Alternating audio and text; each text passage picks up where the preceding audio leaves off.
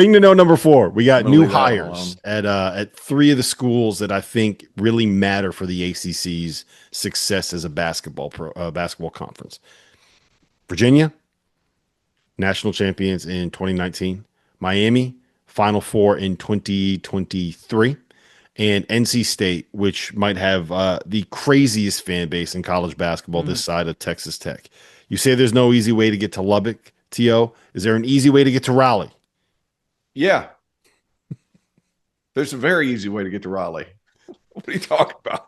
So, I'm talking about Lubbock. It's Lubbock.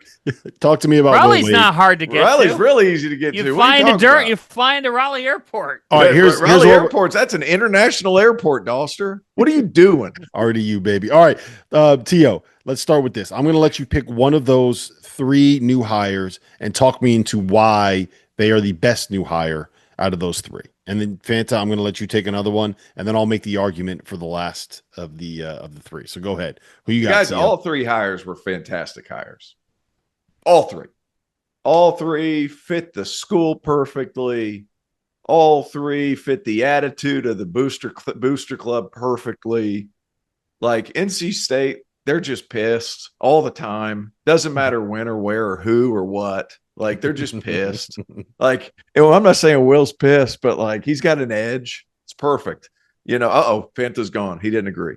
You look at Virginia and Ryan Odom, and like, you don't think he fits what Virginia is? He and fits not only that, everything that Virginia is about, like just kind of this calm, cool demeanor that also, by the way, like, they're nose up in the air a little bit. Not Ryan, but the Booster Club. Not Ryan, Booster Club. And Ryan can fit in that crowd. I'm not saying that Ryan is that crowd. No, he's not that. But he could get those people to put their nose down. Yep. And then Jay Lucas, who you give him the entire state of Miami, like, woo. And not only that, like, all those guys are transferring back home. Mm-hmm. Like, you look at Miami's guys and who all's on that roster now. If they're not from Miami, like they played AAU there, or they played high school there, or pretty close. Like, all of them perfect. If I had to pick one, though, just because of the fan base, just because of how he fits, because of what they've been through over the past 10 years, it's Will Wade and NC State. Yep. Gotta be perfect fit. Yep. Well, if I can't argue for Will Wade and NC State, go ahead, argue, but pick them. You know what? No, I want to be different here, and because I think all 3 of them, I agree with Terrence. So I'm going to make the case for Jay Lucas. I'm going to make the case for Miami here, because I'm not trying to discount what Jim Larinaga did. He's a great coach, terrific coach, but you have a large bankroll. You've got South Florida. It's not going to be hard to get people. And Jay Lucas is an elite recruiter. He's going to be able to bring people in. So the setup is there. Now it's about his staff. It's about him designing the right plan to be successful. But when you look at their roster, certainly compared to last year, but compared to other first-year staffs, in a job that's kind of the same vein as Miami, where it's not a blue blood, but they do have a lot of money, but of where they stand, like, True Washington's a good player. Good. And he did a lot of really good things.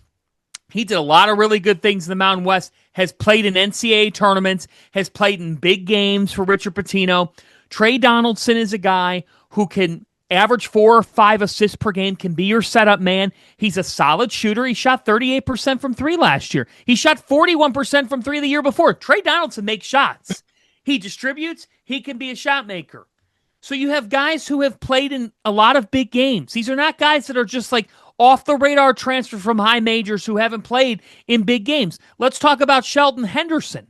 This kid could be a really intriguing player. I mean, he's huge. He's around a 5-star recruit, and he's 6'6". And Adam Finkelstein says he's one of the most physically imposing players in the country. He's got massive hands, like massive shoulders, massive hands, massive shoulders, long arms, physical. There's a reason why, like we talked about Duke earlier. Duke has all of these dudes that are just huge, that can guard, that are versatile, that are switchable, that do all that stuff. There's a reason why Sheldon Henderson initially committed to Duke. Yes. So Why not for Miami? Renew, like, no, I mean this with all due respect, but when you look at Malik Renew and you look at his college career thus far, I'm sorry, but like, is there any world where the coaching staff that he was previously with was getting the absolute best and the absolute most out of him? There's no world where there's no world. The answer to that question is no. No. It's no. I mean, there's a better chance that I'm going to walk down in the supermodel show than that. So now you've got Renew, who should be motivated, who should be liking the nice warmth and the nice sunshine of Miami, Florida, and Uday. I like it. Like, he's been around. He's an experienced big man, that's what you need when you've got guards who can make shots. Let the guards make shots and you play some defense, you hustle, you accept your role. If they get depth, if they have the right kind of depth, they could be a really intriguing team. Coach Lucas, Miami, younger guy, going to South Beach, knowing how to sell the place. I like it. Yeah, they're going to really be able to guard T.O. Like, Donaldson can guard. True Washington. Well, that's kind of where I was going, man. We talked about like overwhelming, and Dasha, you and I talked about, we were talking about Sean Miller. Like, look at those dudes defensively. Yes. And like, you didn't even mention Dante Allen. Yeah, I was about to say, and who's just a winner, who was playing with the Boozer brothers. Like, here's the great part about the Jay Lucas hire too. Is, have you guys taken a peek at his staff? Like, Eric Pastrana, really good coach. Charlton C.Y. Young, Charlton Young, one of the best recruiters, long standing in college basketball. And then Andrew Moran as assistant coach and director of player development. Oh, yeah, and they also got Russell Springman. He hired a hell of a staff. And if you're a first-time head coach, you better hire a good staff. He knocked that out of the park. It out of the park. Yeah, it's nice to see Russ land on his feet. Russ is a guy, for people that know his story, was a long time considered like one of the best assistant coaches in college basketball. As the next great one, and then it just kind of didn't work out for him. In 10 seconds, I want to make this one point. At Miami, where the football team's ranked second, 1, there's benefits to all that money. 2, life in the shadows ain't that bad.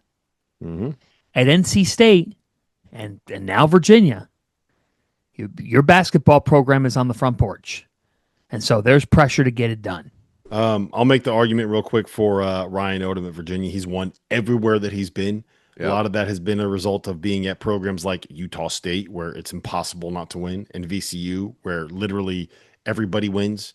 My son can go coach VCU to a 25-10 record this season. We love your son. Could you? Huh? Would I? I guarantee I could get VCU to a 25-10 record. I guarantee it. VCU, man. All they do is win. What about UMBC? Don't give me that look, T.O. Look, UMBC wasn't a great job, and he pulled off the upset, which, by the way, is my favorite like kind of nugget in this. Ryan Odom, from 3rd grade through 10th grade, and like his formulative fan years as a child, was living in Charlottesville as the son of an assistant on Virginia's staff. So he grew up something of a UVA fan, goes to UMBC, and is the guy that knocks first off ever 16 UVA, first ever 16/1, and then goes out and replaces I don't want to say replaces Tony Bennett, but is the start of the post Tony Bennett era, I think is fair to say. All due respect to Ron Sanchez, but I love the addition of Tease de Ritter. I think Johan Grunlow is a guy that might take a little bit more time to get acclimated to college basketball. That dude can shoot it. Yeah, but Jakari White, Malik Thomas is Jakari White's a bad dude too. Yeah, and Malik Thomas too. If you go back and watch his stuff, dude, you want to talk about silky smooth? My God, like legs that just flexible, strong legs. Like, he gets to spots and plays with good balance. I think the underrated piece, the whole thing's downhaul. Yes. He's just a wildly underrated get for them, because they have scores. You got to have somebody get it to him. And the dude's like, because he went on a mission. And so, and he's a senior, like he's an older guy to come in and play with some of these scores. Like, they're good, man. Like, Virginia's good. I'm sitting here like, And Ryan, he's My a great favorite- coach my who knows how favorite to quote win. of the Don't sleep offseason, on though. Sammy Lewis. I will say Sammy Lewis, this he's a good player. Toledo. About all three of those guys, those coaches. Sorry, I didn't mean to cut you off. About all three of those coaches, I think they landed in the perfect spot for them, and I think that they're in a spot now where we're going to be looking at having all of those programs as like consistent top 25, consistent, Yeah, like they top can win a 30-ish game, player. get Yeah. to the second weekend kind of programs, and I think that's what the ACC needed. It's not just North Carolina being back or Louisville and Duke winning at a certain level. It's you need the middle of the conference to be better, and they got better. But I want to see Syracuse win.